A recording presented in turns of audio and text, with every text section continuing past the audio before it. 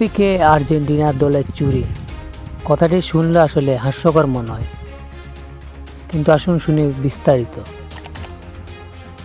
Referee নজরবিহীন সিদ্ধান্তে match হারার পরে এবার সামনে এলো আর্জেন্টিনা অলিম্পিক ফুটবল দলের আরেক ভোগান্তির ঘটনা। আর্জেন্টাইন কোচ হ্যাভিয়ার ম্যাচেরানো বলেছেন, বুধবার মরক্কোর মুখোমুখি হওয়ার আগে চুরির শিকার হয়েছে তার দল। এতে টাকা পয়সা পাশাপাশি মূল্যবান ব্যবহার জিনিস ক্ষয়া গেছে।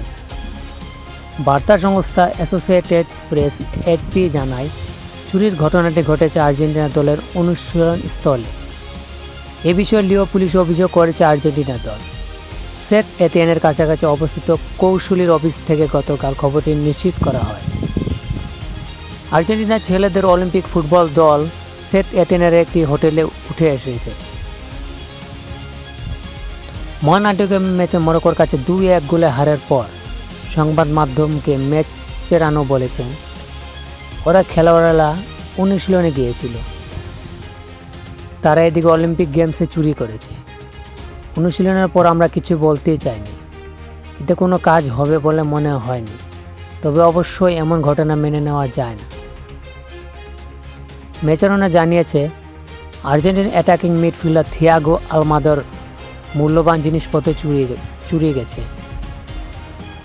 থিয়াগো আলমাদা তার ঘড়ি ও আংটি খুঁজে পাচ্ছে না।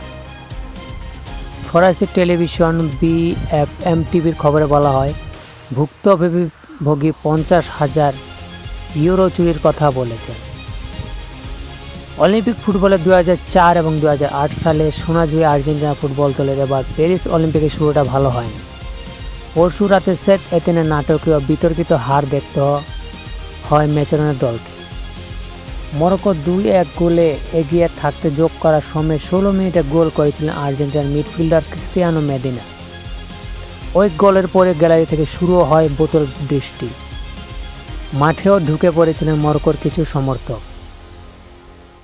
রেফারির ম্যাচ স্থগিত করে 2 দলকে ড্রেসিং রুমে পাঠায়। প্রায় 2 ঘন্টার পর ম্যাচটি আবার শুরু হওয়ার আগে ভিআরের মাধ্যমে আর্জেন্টিনার দ্বিতীয় গোলটি বাতিল করা হয়, কারণ অফসাইড ছিলেন আর্জেন্টিনার ডিফেন্ডার ব্রুনো এমিওনে। ম্যাচ আবার শুরুর পর খেলা হয়েছে মাত্র 3 মিনিট 15 সেকেন্ড।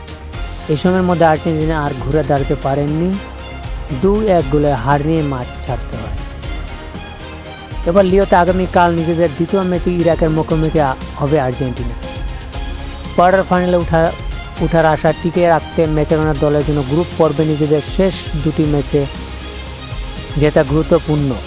আগে মঙ্গলবার গ্রুপ পর্বে নিজেদের তৃতীয় শেষ ম্যাচে ইউক্রেনের মুখোমুখি হবে আর্জেন্টিনা।